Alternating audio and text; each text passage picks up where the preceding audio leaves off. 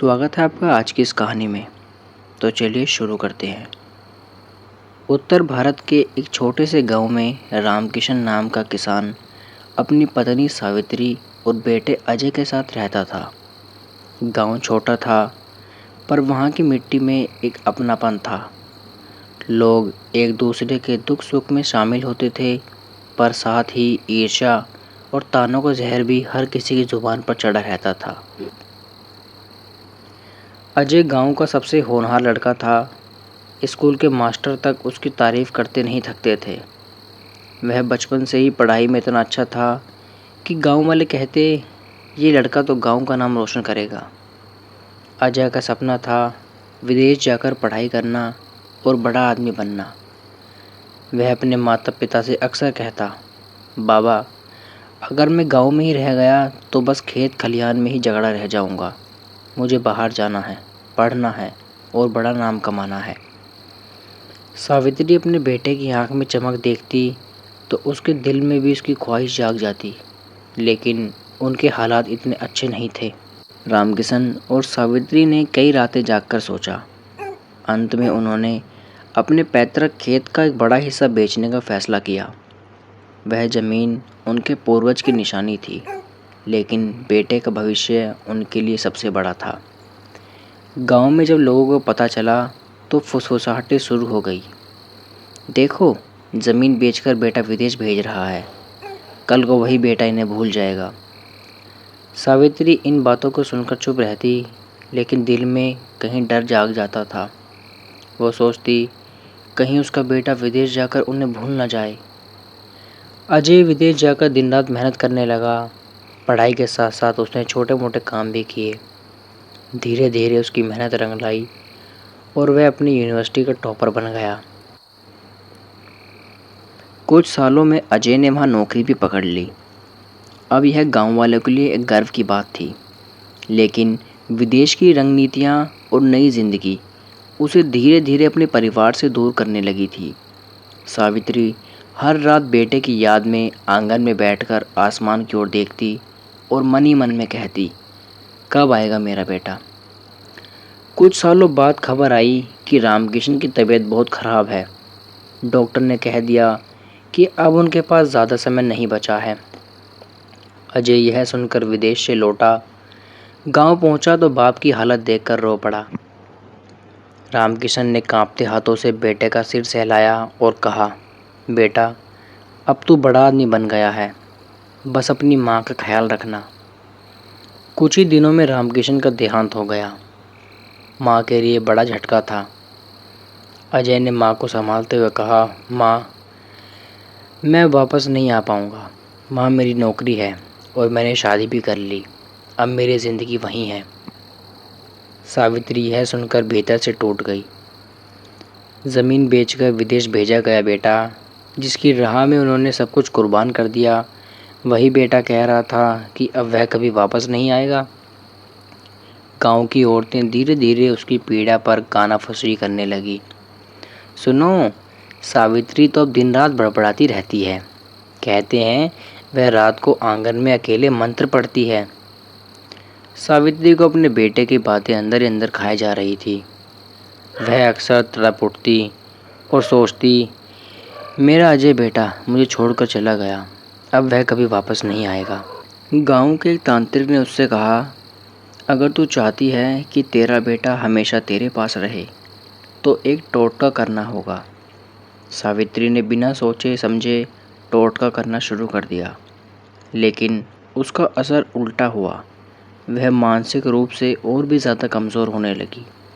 रात को घर में अजीब आवाज़ें आने लगी। गांव वाले उसे पगली या चंडालनी कहने लगे। सावित्री अब वही औरत नहीं रही जो कभी गांव में सबसे दयालु और सबसे स्नेही समझी जाती थी। उसका चेहरा पीला पड़ने लगा, आंखों के नीचे गहरे काले गड्ढे आने लगे और उसके बाल बिखरे बिखरे रहते।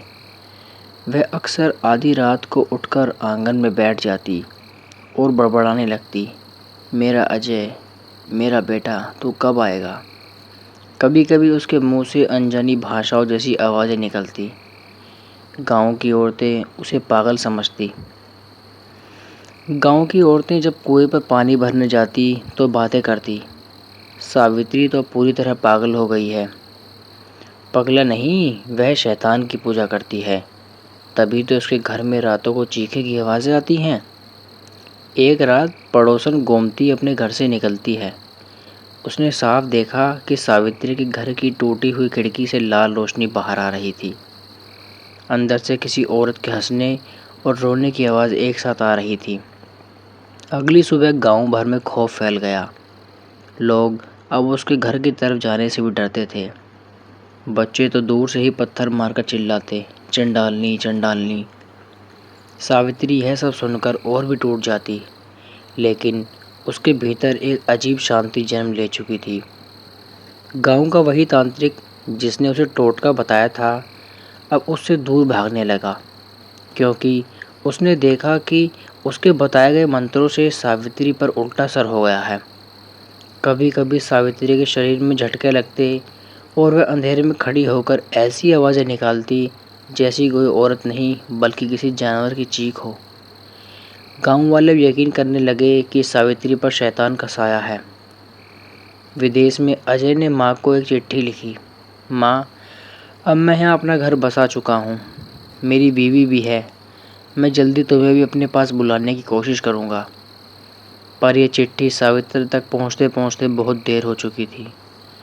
अब वह माँ नहीं रही थी, अब सिर्फ एक औरत थी जिसने अपने बेटे की तड़प के अंदर को खोखला कर दिया था। उसकी चिट्ठी पढ़कर चिल्लाते हुए कागज़ को फाड़ दिया। झूठा है मेरा बेटा, अगर उसे मेरी याद होती तो वह मेरे पास आ जाता। मुझे यहाँ अकेला क्यों छोड़कर गया। उस रात उसने अपने बेटे को बुलाने के लिए फिर से टोटका किया। वह आंगन में मिट्टी का घेरा बनाकर उसमें तेल के दिए जलाती और अपनी हथेली से खून टपकाकर मंत्र पढ़ती। गांव वालों ने खिड़की से झांककर यह सब देखा और अगली सुबह पूरा गांव चीख पड़ा, अब यह औरत हमारी बर्बादी है, यह तो चुड़ैल बन चुकी है। दिन बीतते गए और सावित्री पूरी गांव में मशहूर हो गई। लोगों ने उसका बहिष्कार कर दिया। उसके घर नहीं जाता कोई भी, ना ही उससे कोई बात करता है अब। एक रात गांव के चौकीदार ने उसे बताया कि उसने सावित्री को आधी रात को अपने आंगन में अकेले आग जलाते हुए देखा था। वह बार बार आसमान की ओर हाथ उठाकर चिल्ला रही थी, मेरा बेटा मेरे पास आ जाएगा, कोई मुझे उससे अलग नहीं कर सकता। धीरे धीरे उसकी मानसिक और शारीरिक हालत इतनी बिगड़ गई कि वह हड्डियों का ढांचा बनाकर रहने लगी। लेकिन उसकी आंखों में अब भी एक अजीब चमक थी। गांव के बच्चे, औरत और आदमी अब सब उसे चंडालनी कहकर बुलाते। कहते हैं कई बार रात को राहगीर उसके घर के पास गुजरते हैं तो उसकी परछाई दिखाई देती है। कई बार उसकी खिड़की से अजीब सी गंध निकलती है, जैसे किसी जली हुई लाश की हो। गांव के बुजुर्ग अब साफ कहने लगे, यह औरत नहीं रही, यह चंडालनी बन चुकी है। कुछ महीनों बाद एक सुबह गांव वाले उसके घर के बाहर इकट्ठा हुए। दरवाज़ा अंदर से बंद था। उसका चेहरा काला पड़ चुका था और उसकी लाश फर्श पर पड़ी थी। उसकी आंखें ऐसी थी जैसे उसने मरते वक्त किसी भयानक चीज़ को देख लिया हो। लोगों ने जल्दी जल्दी उसकी लाश का संस्कार किया। गांव में अब एक डरावना सन्नाटा फैल गया था। लेकिन उसी रात कुछ लोगों ने कसम खाकर कहा, सावित्री की आत्मा अभी भी इसी घर में है। हमने उसे आंगन में खड़े देखा है। उसकी आंखें एकदम काली थी। विदेश में अजय अपनी नई जिंदगी में व्यस्त था। उसकी बीवी, नौकरी और नई दुनिया उस पुराने घर की याद नहीं आने देती थी। लेकिन एक दिन उसके पास गांव से चिट्ठी आई। उसमें लिखा था, तेरी माँ सावित्री अब इस दुनिया में नहीं रही। गांव वाले कहते हैं कि उसकी मौत सामान्य नहीं थी। बेहतर होगा तू एक बार गांव लौटकर आ और देख ले। ये खबर अजय को अंदर से हिलाकर चली गई। उसकी आंखों में माँ के लिए छवि घूमने लगी, वही माँ जिसने उसकी खातिर सब कुछ कुर्बान कर दिया था। कुछ दिनों बाद अजय अपने गांव पहुंचा। गांव वालों की नज़रें उस पर टिकी थी। कोई उसे देखता तो कानाफसूई करता, यही है वो बेटा जिसने अपनी माँ को अकेला छोड़ दिया था। इसकी वजह से इसकी माँ चंडालनी बन गई। अजय गांव की गलियों से गुजरते हुए देखता, अब घर वीरान पड़ा था।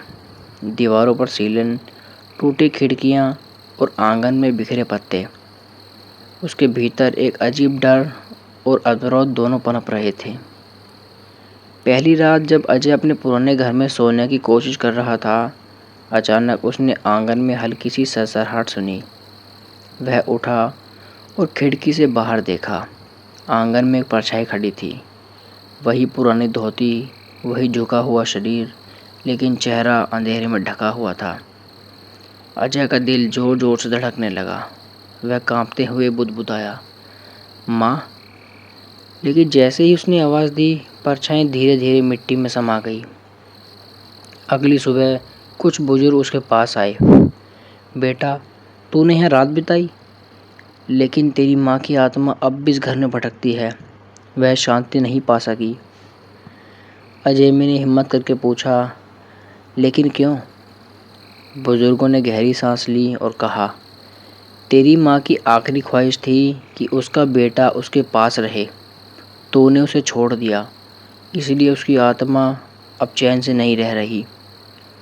अगली रात अजय ने फिर अजीब आवाज़ें सुनी। खिड़कियाँ अपने आप बंद खुल होने लगी। घर के कोनों फुसफुसाहटों से आवाज़ें भरने लगे, जैसे कोई उनका नाम ले रहा हो। दीवारों पर नमी के बने धब्बे अब धीरे धीरे बड़े हो रहे थे। रात के गहरे सन्नाटे में अचानक बर्तन जोर से गिरने लगे। अजय भागकर रसोई में गया तो देखा सारे बर्तन ज़मीन पर बिखरे थे, लेकिन वहाँ कोई नहीं था। थककर वह सो गया। सपने में उसने अपनी माँ को देखा। वह रो रही थी और कह रही थी, तू मुझे अकेला क्यों छोड़ गया बेटा? मैंने तुझ पर अपना सब कुछ कुर्बान कर दिया था। अजय ने रोते हुए कहा, माँ, मैं तुम्हें कभी नहीं छोड़ना चाहता था। हालात ने मुझे मजबूर किया। लेकिन माँ का चेहरा अचानक डरावना हो गया। उसकी आंखें खून से भर गई और उसने चिल्लाते हुए कहा, झूठ बोलता है तू। तूने मुझे चंडालनी बना दिया। अजय चीखते हुए नींद से जाग गया। अजय ने गांव के पुजारी पंडित हरिदास से मिलने का फैसला किया। उसने सब कुछ बताया, घर की घटनाएं, माँ का सपना और उसका डर। पंडित हरिदास गंभीर हो गए। तेरी माँ की आत्मा तभी शांत होगी जब तू उसकी आखिरी इच्छा पूरी करेगा। वह चाहती थी कि उसका बेटा बहू इसी घर में लौट आए और उनके साथ रहें। इस आंगन में उनके नाम की अपील लगाई जाएगी, तभी उनकी आत्मा मुक्त होगी। अजय यह सुनकर सन्न रह गया।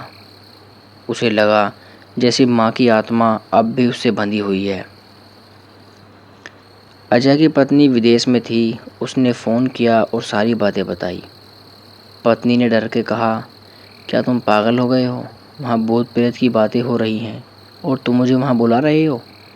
लेकिन अजय जानता था कि यही एकमात्र रास्ता है। वह अपनी माँ की आत्मा को भटकने नहीं दे सकता। उस रात घर का माहौल और भी खतरनाक हो गया। दीवारों पर खून जैसे लाल धब्बे उभर आए। आंगन में खुद ब खुद मिट्टी हिलने लगी, जैसे कोई अंदर से बाहर निकलने की कोशिश कर रहा हो। और फिर सीढ़ियों पर किसी के भारी पैरों की आवाज़ आई। अजय ने साहस जुटाकर दरवाज़ा खोला। वहाँ उसकी माँ खड़ी थी, लेकिन यह इंसानी माँ नहीं थी। उसका चेहरा झुलसा हुआ, आंखें लाल और होठों से खून टपक रहा था। उसने धीमी आवाज़ में कहा, बेटा, मुझे यहाँ से मुक्त कर दे। अजय ज़मीन पर गिर पड़ा। उसकी आंखों से आंसू बहने लगे। उसने कांपते हुए कहा, माँ, मैं वादा करता हूँ, मैं तुम्हारी आखिरी इच्छा ज़रूर पूरी करूँगा। और उसी पल वह आकृति धीरे धीरे धुएं में बदलकर गायब हो गई।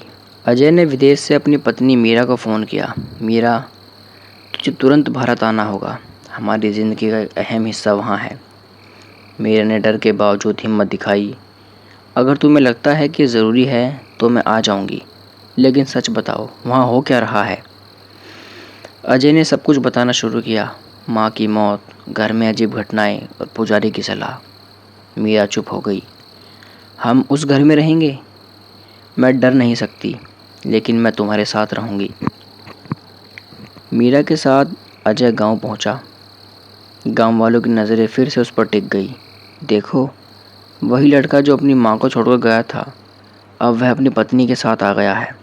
शायद अब माँ की आत्मा को शांति मिल जाए। अजय ने गांव वालों को धन्यवाद कहा और धीरे से अपने घर की ओर बढ़ा। घर की हालत पहले जैसी थी, टूटी खिड़कियाँ, बिखरे पत्ते और दीवारों पर लाल निशान। अजय और मीरा ने पहली बार घर में रात बिताई। जैसे ही अंधेरा हुआ, घर की दीवारों पर लाल धब्बे उभरने लगे। किसी कोने में फुसफुसाहट सुनाई दी। मीरा कांप गई, लेकिन अजय ने उसे पकड़कर कहा, डरो मत, हम माँ की इच्छा पूरी करने आए हैं। यहीं उसकी आत्मा को शांति मिलेगी। अचानक फर्श पर मिट्टी हिली और दीवारों से हल्की रोशनी निकली। एक धुंधली परछाई धीरे धीरे सामने आ गई। वह उसकी माँ सावित्री थी। अब वह डरावनी नहीं, बल्कि गंभीर और दुखी लग रही थी। अजय ने पुजारी हरिदास को बुलाया। पंडित ने कहा, अब तुम दोनों को मिलकर माँ की अंतिम इच्छा पूरी करनी है। आंगन में उसकी याद का चिन्ह लगाना होगा और घर को साफ करके उसके नाम से अपील लगानी होगी। अजय और मीरा ने मिलकर आंगन की मिट्टी को साफ किया। घेरा बनाते हुए सावित्री की परछाई आंगन में घूमती रही। अजय ने अपने हाथों से मिट्टी में खून मिलाकर अपनी माँ का नाम चिन्ह लिख दिया। मीरा ने साथ में फूल और दीपक जलाए। घंटों की मेहनत के बाद भी घर की दीवारें धीरे धीरे खून के धब्बों से साफ नहीं हो रही थी। लेकिन जैसे ही अजय ने पुजारी के बताए मंत्र पढ़े, धब्बे हल्के पड़ने लगे। फिर अचानक घर की सभी दरवाजे अपने आप खुल गए। आंगन में हल्की हवा चली और घर में शांति सी हुई। सावित्री की परछाई धीरे धीरे हिलने लगी। उसका चेहरा अब शांत और मुस्कुराता हुआ लग रहा था। वह धीरे धीरे हवा में घुल गई, जैसे ही उसका बंधन टूट गया हो। लेकिन घर अब पूरी तरह खाली नहीं था।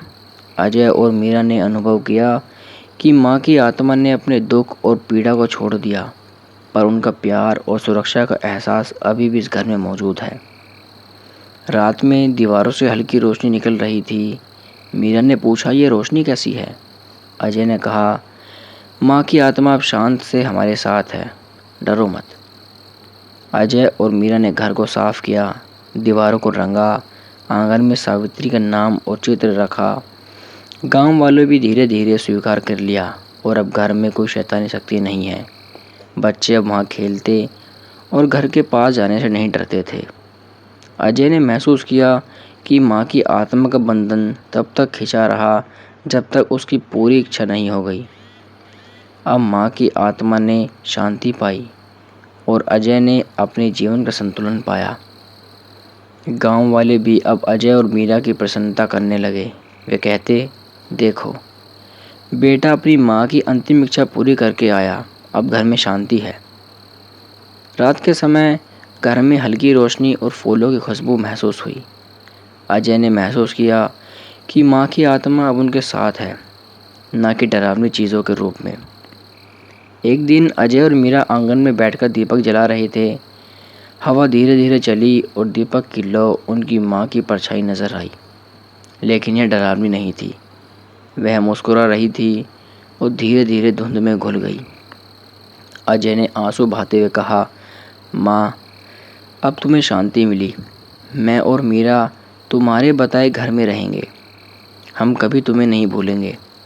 मीरा ने कहा, आप हमेशा हमारे साथ रहेंगे। हमें डरने की ज़रूरत नहीं है। अब घर में शांति थी, माँ की आत्मा मुक्त थी और अजय ने अपनी माँ की याद में हमेशा आंगन में एक पेड़ रखा। अजय और मीरा अब उसी घर में रहते हैं। गांव वालों का डर अब खत्म हो गया। माँ की आत्मा को शांति मिली और उसने अपने बेटे की सुरक्षा और प्यार की छाया छोड़ी। अब घर डरावना नहीं, बल्कि प्रेम और यादों का प्रतीक बन गया।